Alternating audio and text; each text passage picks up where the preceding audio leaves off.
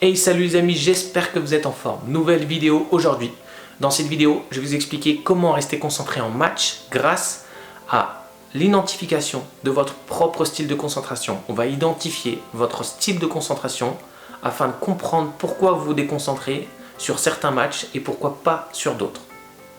Mais avant ça, j'espère que le confinement il se passe bien pour vous et pour vos proches, que vous avez à garder une forme physique, une forme tennistique, mentale, que vous êtes au top pendant ce confinement. Si tu ne sais pas quoi faire, tu ne sais pas comment t'entraîner depuis chez toi, n'hésite pas à aller dans la description, il y a un programme gratuit de 15 jours avec une séance quotidienne que je t'envoie, avec un espace personnalisé, tout pour être au top pendant ce confinement. Donc si tu ne fais pas encore partie du programme, n'hésite pas à aller dans la description, vous êtes plus de 200 à suivre le programme à ce jour. Donc le programme marche très bien, j'ai de très bons retours, donc n'hésite pas à aller t'inscrire, c'est totalement gratuit. Le lien est juste dans la description, juste en bas, n'hésite pas à le faire. On revient à la thématique de la vidéo qui est comment rester concentré en match en identifiant votre style de concentration.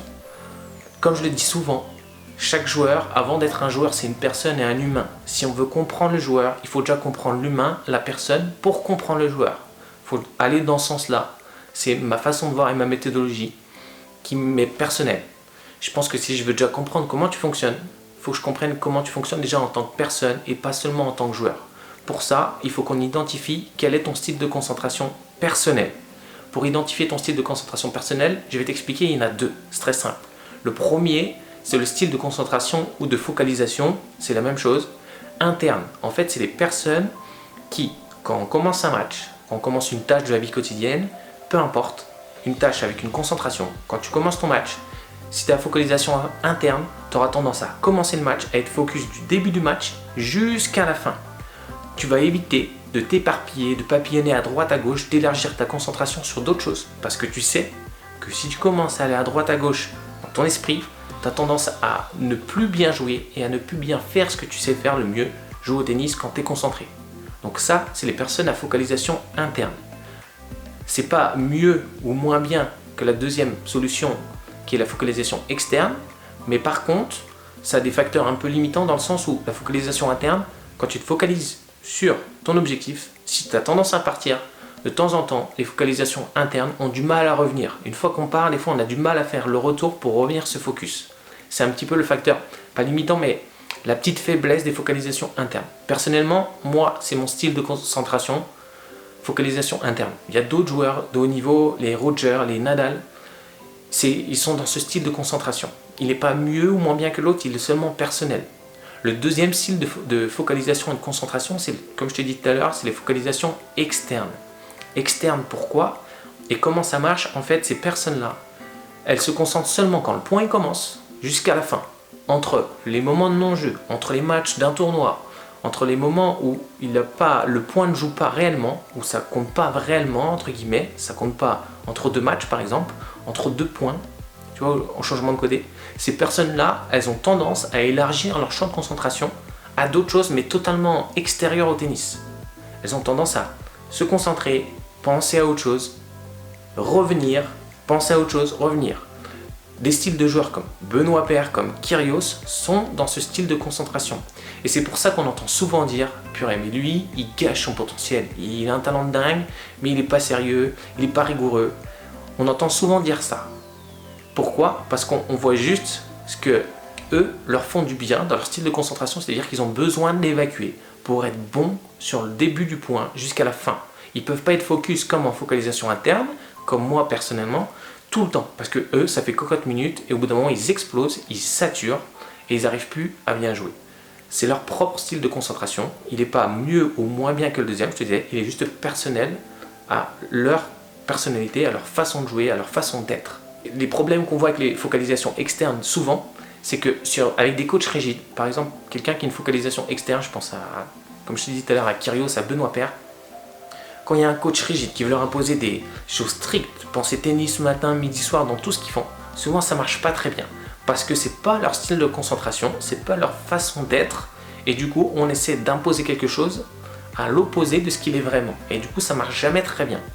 Parce qu'ils n'ont pas cherché à comprendre l'humain, ils ont cherché à adopter une méthodologie mais qui était propre et adaptée à la personne.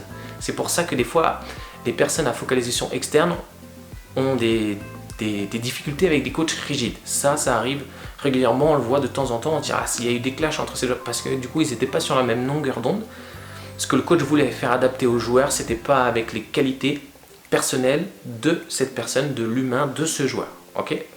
Maintenant, tu connais les deux focalisations internes et externes. Si on récapitule très simple, et après je t'explique comment reconnaître si tu étais l'un ou l'autre. Focalisation interne, on se concentre du début jusqu'à la fin de la tâche qu'on fait, de notre match. On évite de papillonner à droite, à gauche, parce que quand on commence à faire autre chose, à se concentrer sur autre chose, on a tendance à vite partir, on a du mal à revenir. Focalisation externe, on a tendance plutôt à ça commence, je me concentre, c'est terminé, j'ai le temps d'élargir mon champ de concentration à autre chose, ensuite je reviens. Les allers-retours, entre guillemets, les allers-retours entre je suis concentré, je pense à autre chose, je reviens, se font plus naturellement, tout simplement. Pour savoir et déterminer quel style de concentration tu es, afin que tu comprennes en match comment tu te concentres et quand tu te déconcentres ou tu es concentré. Comment faire ça? Tu peux fermer les yeux.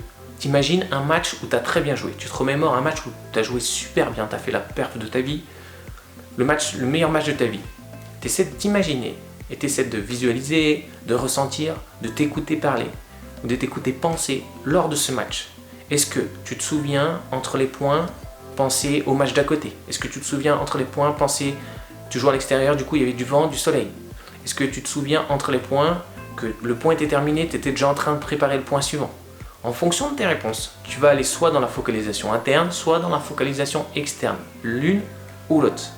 Une fois que tu as fait ça, tu fais la même méthodologie, c'est-à-dire tu repenses à un match, mais pas le meilleur match de ta vie, le match le pire de ta vie, celui où tu as fait le pire match de ta vie, où tu as été le plus mauvais.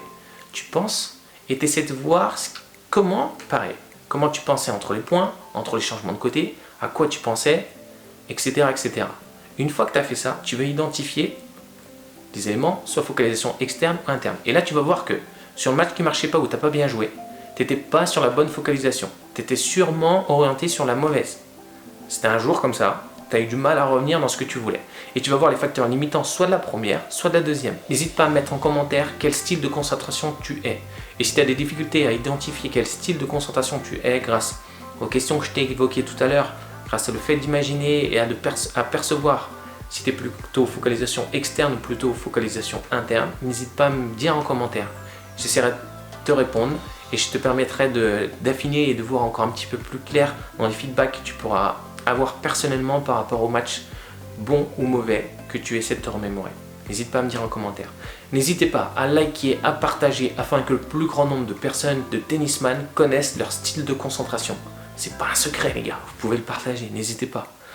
Je vous dis à très vite, n'hésite pas à liker, partager, à t'abonner à la chaîne et je te dis, et n'oublie pas que le meilleur des coachs, c'est toi-même, tu es ton propre coach. Ciao!